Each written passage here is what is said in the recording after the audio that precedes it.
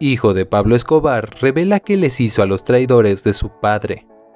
El chico solo tenía 16 años de edad cuando su padre fue asesinado a tiros en un tejado en Medellín, Colombia. Pero su padre no era el padre normal, era Pablo Escobar, el hombre más buscado de la DEA, un famoso capo de la droga al que las autoridades estadounidenses y colombianas han estado persiguiendo durante casi 2 décadas. Pero para su hijo Juan Pablo Escobar, las cosas no eran tan unilaterales. Cuando yo tenía 7 años, después de que mató al ministro y nos fuimos a Panamá, me dijo que estaba abandonado. Así que un hombre que te da amor todos los días y te dice que está abandonado, es difícil juzgarlo. Pablo Escobar murió ese día con su hijo. Bienvenidos a un nuevo video. El día de hoy vamos a hablar de lo que hizo Juan Pablo Escobar después de que su padre fuera abatido. Además vamos a explorar su actitud hacia quienes traicionaron a su padre y su vida después de Pablo Escobar. Si te gusta este tipo de contenido, suscríbete a nuestro canal, es gratis. Ahora sí, comencemos. A todos los que conocían a Pablo Escobar sabían que era un hombre temido en la cima de su carrera criminal, que hizo $140 millones en efectivo todos los días, y lo hizo matando gente, a cualquiera que se interpusiera en su camino, incluso la gente que pensaba que podría interponerse en su camino, y a veces mató a sus familiares también. Pablo Escobar creció muy pobre soñando con dinero rápido, y al no ver ninguna esperanza en la escuela, comenzó la vida de la pequeña delincuencia que pronto progresó de robar lápidas al robo de negocios comerciales. A continuación, Pablo consiguió un grupo violento que ofrecía protección al dinero y a los préstamos, y por supuesto golpeó y mató a cualquiera que se negara a pagar. Así fue como él comenzó a secuestrar a los políticos ricos por el dinero del rescate. Un ejemplo de esto es cuando después de que consiguió un rescate de $50,000 para el político y filántropo Diego Echeverría, lo mató de todos modos. Así nació el Cártel de Medellín. Durante la década de 1970 y 80, el cártel de Juan Pablo Escobar fue tan exitoso que fue la única razón de la epidemia de la adicción de polvo blanco en los Estados Unidos. No hace falta decir que esto lo puso muy alto en la lista de los más buscados de la DEA, pero cuanto más las autoridades se centraron en su detención, él se puso más paranoico y más violento con sus atentados. En 1989 derribó un avión civil matando a 110 personas, solo porque creía que un político enemigo estaba a bordo. Pero este canceló el vuelo en el último minuto y todas esas personas pagaron con sus vidas. Por el error de Pablo, el 30 de enero del 93 trató de asesinar al jefe de la Oficina de Seguridad colombiana con un coche bomba, pero una vez más, la misión falló, ya que el objetivo no fue alcanzado, pero 21 civiles fueron asesinados y decenas fueron mutilados, y lo que es aún peor, la mayoría de ellos eran niños esperando el autobús escolar. Cuando llegué a Medellín, vi que era un lugar hermoso, era una ciudad progresista, ya sabes, un montón de rascacielos, un montón de construcciones, pero una vez que estuve allí por un mes, comencé a ver cuerpos por todo Medellín, y fue en ese momento que la ciudad pasó a ser conocida como la capital del asesinato de Colombia. Todos los que conocían a Pablo Escobar sabían que era un señor aterrador, un asesino psicópata y un hombre de negocios despiadado, pero no era así con su hijo. Pablo Escobar era un padre amoroso. Yo estaba dispuesto a dar mi vida por él, así de profundo lo amaba. Juan Pablo Escobar nació el 24 de febrero de 1977, justo en el momento en que Escobar se había convertido en uno de los hombres más ricos del mundo. Pero lo creas o no, Juan Pablo no tenía idea de lo despiadado y violento que era su padre, hasta muy tarde en su adolescencia, porque Pablo trabajó muy duro para protegerlo y hacerlo ver su punto de vista cuando estaba disfrutando de las riquezas de su familia. ¿Eso te hizo sentir que el trabajo de tu padre, su trabajo criminal, estaba bien? No, porque yo no sabía exactamente lo que él hacía, pero cuando yo creía empezaba a recoger ideas aquí y allá.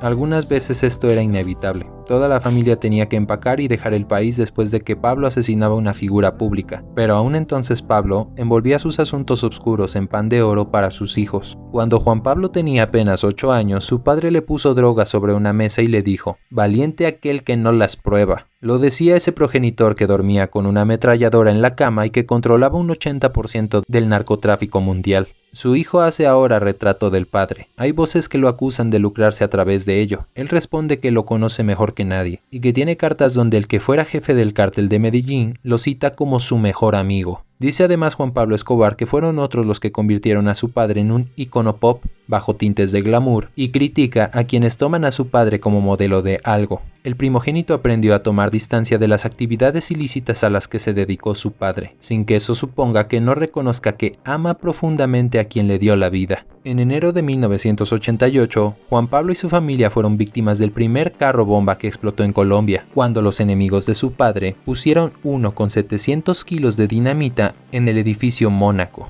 En 1991 pudieron vivir un poco aliviados cuando su padre, Pablo Escobar, se entregó a las autoridades de Colombia y lo recluyeron en la Catedral, la cárcel que él mismo se mandó a construir en el municipio de Envigado. Pero de nuevo todo se volvió aún más caótico cuando su padre se fugó del penal a mediados del año 92. En 1993, año en el que su padre estaba escondido, ya que estaba en búsqueda por los gobiernos de Colombia, Estados Unidos, Inglaterra, Francia, la Interpol, DEA, CIA, así como también por los capos enemigos. Intentó viajar con su hermana Manuela Escobar Henao, dos primas, su novia, una tía y la niñera de su hermana, hacia Estados Unidos, pero las autoridades migratorias de Colombia los retuvieron en el aeropuerto porque supuestamente los hijos de Escobar no portaban la documentación en regla, como los permisos de salida del padre para abandonar el país, cosa que desmintió Juan Pablo en su libro Pablo Escobar, mi padre, afirmando que sí tenían los permisos de salida correspondientes, ya que su padre tenía su firma registrada en una notaría de Medellín, pero que las autoridades pusieron todo tipo de excusas para no dejarlos partir y que los dejara el avión. El día del viaje fallido hacia Estados Unidos, el grupo criminal Los Pepes, perseguidos por Pablo Escobar, los esperaban a las afueras del aeropuerto para matarlos, por lo que Juan Pablo, acorralado en una jugada magistral, tuvo que contratar de último momento los servicios de un helicóptero privado para regresar a Medellín a reunirse de nuevo con sus padres y poner a salvo su propia vida y las de las personas con las que viajaba. Primero se reunió con su madre, quien se encontraba en un apartamento llorando inconsolable por los reportes de la radio, que daban cuenta del fallido viaje de sus hijos. Luego se dirigieron a toda prisa hacia una caleta donde se encontraba escondido su padre, Pablo Escobar, quien lo recibió con un largo abrazo y le dijo a su hijo: «Estuviste muy bien con la jugada del helicóptero, ahí los botaste a todos», mientras sonreía y les tocaba varias veces el hombro. Después de este hecho pasaron largos meses escondidos de caleta en caleta con el padre. Algunos de los sucesos de ese tiempo en cautiverio son relatados por Juan Pablo en su libro Pablo Escobar, mi padre. Mientras tanto, Pablo Escobar estaba haciendo intentos para restablecer contactos con el gobierno colombiano, para negociar una segunda entrada, por lo que solicitó protección a la fiscalía para su familia, en un edificio al que se trasladaron bajo la protección de dicho ente del Estado. Juan Pablo, su novia, su hermana y su madre. Estando en este edificio, la fiscalía presionaba con retirarles la protección si el padre no se entregaba pronto. Además, los Pepes les hicieron varios atentados, por lo que ante un inminente riesgo de muerte, planearon su salida hacia Alemania. Cuando partieron hacia Alemania, el gobierno colombiano solicitó a dicha nación negarles el asilo a los Escobar, por lo que apenas pudieron estar en la zona de tránsito internacional en el aeropuerto de Frankfurt. Allí fueron interrogados por las autoridades migratorias alemanas, quienes luego de ponerse en contacto con el gobierno colombiano, decidieron poner en un avión de regreso a la familia Escobar Henao. Arribaron de nuevo a Colombia, después de escasas 48 horas de viaje, y fueron trasladados a residencias Tequendama en Bogotá. La estrategia del gobierno colombiano era evitar que Pablo Escobar lograra poner a salvo a su familia, para que de esa manera, acorralado, provocaran su caída, ya que sus hijos y su esposa eran su talón de Aquiles. El capo, tras realizar varias llamadas a su familia, finalmente fue localizado, y murió el 2 de diciembre de 1993. Su muerte y los participantes en la misma aún son un objeto de debates. La mortal y desconocida traición que habría sufrido Escobar. Ahora bien, lo que contó Juan Pablo le quita enorme importancia a la llamada telefónica por la que supuestamente dieron con el paradero del capo de la droga, porque sus archirrivales ya sabían dónde estaba escondido. Todo esto gracias a la confesión de Gustavito Gaviria, el hijo del primo y mano derecha de Escobar, Gustavo Gaviria. La historia es así. Gilberto era líder del cártel de Cali junto a su hermano Miguel, Elmer Pacho Herrera y José Chepe Santa Cruz. Esta agrupación también traficaba cocaína y eran máximos enemigos del cártel de Medellín de Escobar. Se dice que cada uno de los líderes aportó $318.142 para financiar a la agrupación Los Perseguidos por Pablo Escobar, mundialmente mejor conocido como Los Pepes. Esta organización de paramilitares la encabezaron los hermanos Fidel y Carlos Castaño, y Diego Fernando Murillo, alias Don Berna. Los Castaño fueron socios de Escobar, que luego se apartaron de él cuando se revelaron los planes del grupo para asesinar a un líder de la izquierda. Además, Don Berna quería vengar la muerte de su patrón Fernando Galeano, quien murió precisamente precisamente a manos de Pablo Escobar mientras estaba en su cárcel de lujo llamada La Catedral. El objetivo de los Pepes era terminar con la vida de todos los aliados del patrón para desbaratar sangrientamente a su cártel. De esa manera secuestraron a Gustavito, tras lograr dar con su paradero. Según me dijo Gilberto, el hijo de Garibia, había llegado del exterior días atrás. El ingreso al país fue detectado por agentes de inmigración, que lo reportaron de inmediato. Escobar estaba tan desesperado y aislado que cometió el error de llevar a Garibia a la casa donde se escondía. Cuenta en su libro Aura Rocío Restrepo la mujer que fue amante por 8 años del ex enemigo de Escobar, Gilberto Rodríguez Orejuela. Una vez secuestrado por los Pepes, Gustavito fue víctima de torturas y maltratos, hasta que finalmente confesó dónde se escondía Pablo. Horas antes de la muerte del capo, su cuerpo fue encontrado baleado. Al saber el paradero, comienzan a tomar peso las versiones de que Escobar murió en manos de los Pepes, que con su poderío armamentístico propiciaron el tiro de gracia desde varios metros. No tengo cómo probar nada, pero sí puedo dar fe de lo que mi pareja me contó. Su relato coincide en su totalidad con lo que les contó a algunos de los escoltas, que 20 años después hablaron conmigo para este libro. Concluyó la autora, pero Juan Pablo cree que sí hubo traición para acabar con la vida de su padre. Estando en residencias Tequendama, la periodista Gloria Congote le informa de que su papá había sido dado de baja, siendo un adolescente de 16 años y en su ira normal por la muerte de su progenitor, lanzó unas desafortunadas declaraciones. Nosotros no queremos hablar en estos momentos, pero eso sí, al que lo mató, yo solo voy a matar a ese hijo putas. Yo solo los mato a esos malparidos. Minutos después de ese comentario se arrepintió, pues se puso a reflexionar en que no quería tomar el camino equivocado de su padre, que muchas veces le reprochó por toda la violencia desatada. Llamó a la periodista Yamid Amat y pronunció las siguientes palabras: quiero personalmente dejar muy en claro que no vengaré la muerte de mi padre porque ahora lo único que me preocupa es el futuro de mi sufrida familia. Voy a luchar por sacarla adelante y por educarnos, por ser personas de bien, y si puedo hacer algo para que reine la paz por los siglos de los siglos en este país, lo haré. Pero era demasiado tarde, pues los enemigos de su padre lo habían sentenciado a muerte, por lo que su madre tuvo que reunirse con los capos del narcotráfico colombiano para entregar todo tipo de bienes como propiedades, obras de arte, autos y joyas a cambio de negociar la paz y que le perdonaran la vida a su hijo. Juan Pablo tenía todas las papeletas para continuar la espiral de violencia que comenzó su padre, la contienda con el cártel de Cali, las bombas, los secuestros, los asesinatos de policías. Aquellos 10 minutos marcaron un antes y un después en su vida.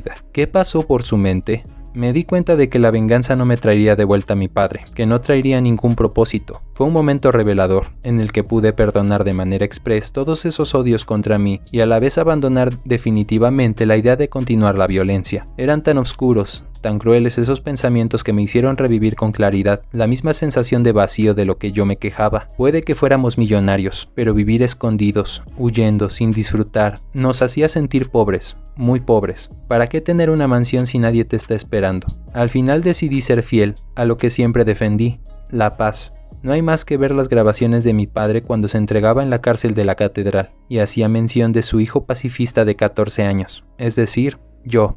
Después de la muerte de su padre y tras varias solicitudes de asilo denegadas en diferentes países, y al cabo de un año, salieron de Colombia rumbo a Mozambique, tras un acuerdo con los representantes de dicho país, pero apenas duraron unos días, pues Mozambique era una nación convulsionada que acababa de salir de una guerra civil. Finalmente se instalaron en Argentina, donde tuvieron varios problemas legales que después lograron resolver. ¿Le preparó su padre para seguir sus pasos?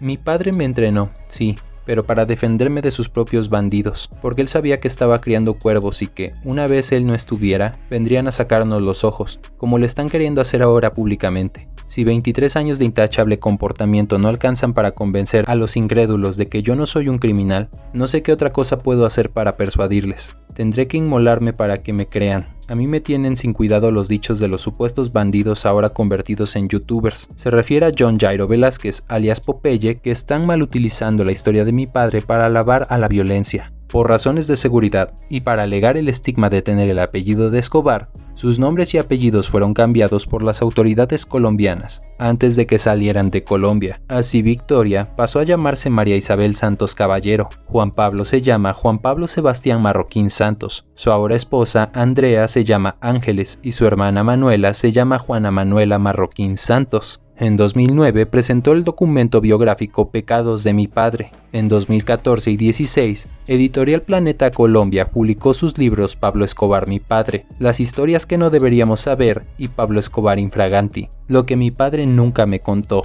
Las 100 primeras páginas del libro están dedicadas a demostrar que Juan Pablo, su hermana Manuela y su mamá no tienen plata porque su abuela, Hermilda Gaviria, se quedaron con buena parte de la herencia que les correspondían a los hijos. A esto se suma que después de la muerte de Escobar, los Pepes y todos sus enemigos exigieron reparación por el costo de esa guerra a cambio de perdonarle la vida a Juan Pablo. Eso obligó a la viuda y a sus hijos a entregarle al cártel de Cali, al norte del Valle, a los Castaño, a los Galeano, a los Moncada, a Don Berna y etcétera, las docenas de fincas, apartamentos, predios y obras de arte que les quedaban. Los datos desconocidos más espectaculares del libro desafían la credibilidad. Por ejemplo, se afirman que el Osito, el hermano de Pablo Escobar, era un informante de la DEA, teniendo en cuenta que cualquier nexo con la DEA, por marginal que fuera, se pagaba con la vida en el cártel de Medellín. Parecía poco probable que la persona de mayor confianza del jefe de esa banda fuera un infiltrado sin que lo supiera su propio hermano. El libro registra evidencias circunstanciales que hicieron pensar al autor que su tío podría ser un traidor. Sin embargo, queda claro que Escobar hijo y su mamá odian tanto al resto de la familia Escobar que pierden la objetividad al escribir sobre ellos. Una revelación no menos inverosímil es la de que Carlos Castaño encabezó el operativo en que se dio la baja del capo. Esto se lo había contado el propio Castaño a la viuda, en medio de las negociaciones de la reparación económica. Según este, al entrar a la casa, Escobar le disparó varias veces pero dio siempre en el chaleco antibalas. Después logró escaparse por la ventana hasta parecer muerto en el tejado.